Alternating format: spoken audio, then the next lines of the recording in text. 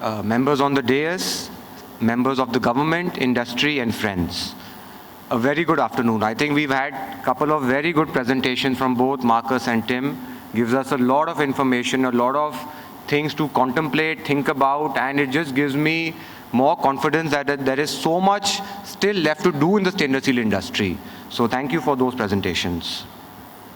A very good afternoon to everyone present here.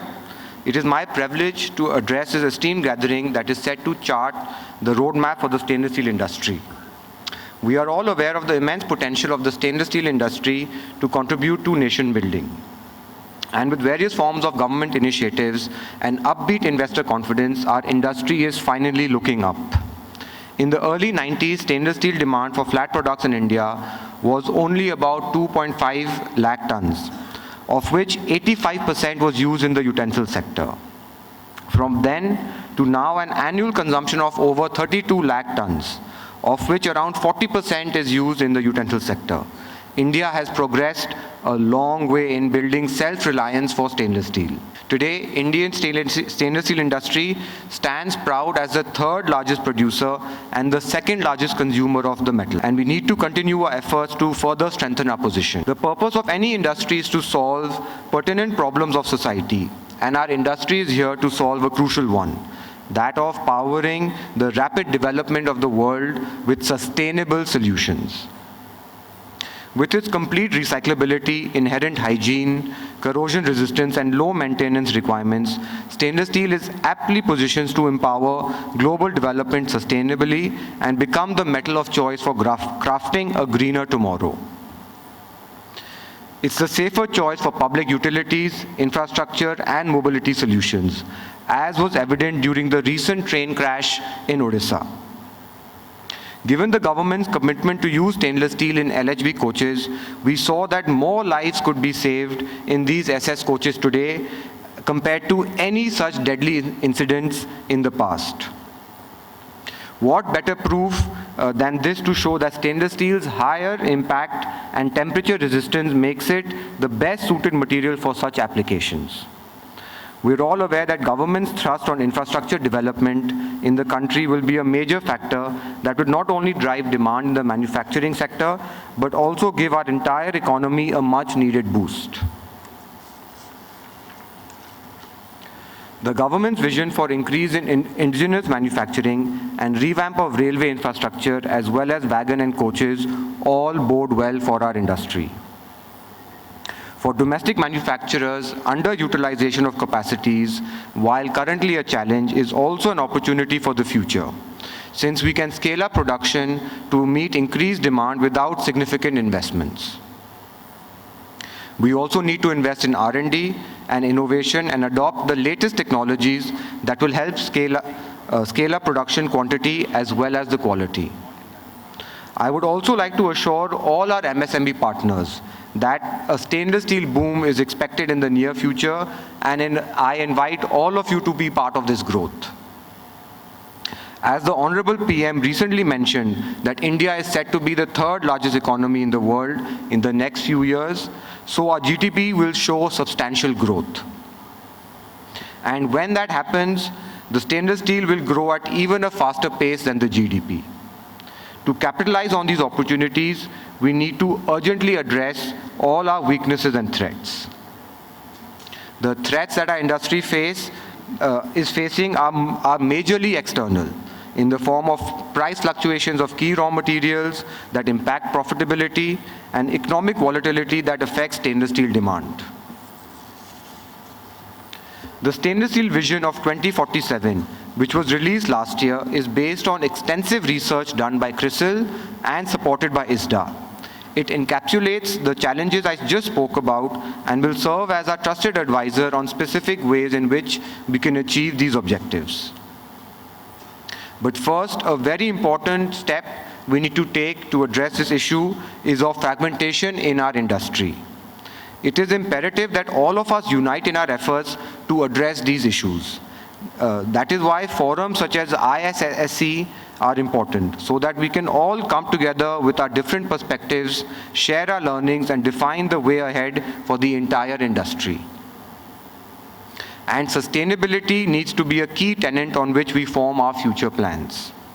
Given its potential to be infinitely recycled and lowest emissions during its life cycle, long life cycle, stainless steel is already the most appropriate metal for sustainable development.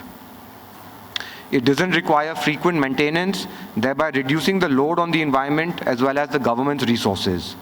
And not just that, it nearly doubles the life of infra compared to other materials, as rightly showed by Tim in his presentation earlier. I can think of many examples to substantiate this claim, but let's just consider this one: the collapse of the footover bridge in Andheri in Mumbai a few years back. After this mishap, when the government wanted a long-lasting and safer solution, we worked with RDSO to come up with offerings for this new segment. This led to the foray of stainless steel into footover bridges, and now we have these SSFOBs coming up from Naupada and Sirakakulam in Andhra Pradesh to Bhayandar in Mumbai. And I must say that this is only the beginning. Our country has a vast coastline and such harsh environments for our infrastructure. What better material than stainless steel to withstand such adversities? With work progressing on Har Ghar Nal Jal Yojana, I urge the decision makers to take facts into consideration while choosing the best material for new pipelines. And for all our future projects, must take life cycle costing and life cycle emissions into account for a truly sustainable approach, and thereby empowering the country to reach net zero by 2070. At JSL, we are committed to reach net zero by 2050, and one of the ways to ensure this is to power all future growth through renewable sources of energy only. Be it from the form of floating or rooftop solar plants in our premises to our hybrid RE project we have signed with Renew Power, or even our plans for green hydrogen production. We are making concentrated efforts to reach this goal as soon as possible. On the policy front, I applaud the Steel Ministry's vision to make India completely Atmanirbhar for our value-added products in stainless steel and other metals. The stainless steel policy, which is still a work in progress, is targeting a 5x jump in capacity and is an appreciable and much needed move to help the domestic stainless steel industry grow. We also need to fight the prevalence of subsidized and substandard imports through relevant policy interventions. In the short run, it may seem imported stainless steel, which is basically dumped material from China and other such countries, is cheaper. But the price we pay is not in terms of money, it is in terms of quality of the material that is going into our nation building, the cost competitiveness of our domestic industry, and ultimately weakening of the Make in India vision. The industry looks forward to the government's finalization of this much awaited policy intervention. As the leading manufacturer in the sector, we are keenly focused on adopting technology across our value chain and are eager to take our partners along this path to progress. I want to once again assure all our MSME partners that Jindal Stainless is here for you to provide you and support you all for whatever you need in this journey. We are also planning extensive infrastructure development in Odisha in the form of a Jindal Stainless Park, which will be a 271-acre greenfield park serving over 100 downstream MSME industries. We have also curated an initiative called the Stainless Academy to advocate and popularize the usage of and the benefits of stainless steel under 4 verticals, right from academia and future decision makers up to fabricators and other stakeholders, and even end customers. We are working on every front to ensure category recognition and skill development to increase usage of stainless steel. And this activity will not only help our company, but will help the entire stainless steel industry.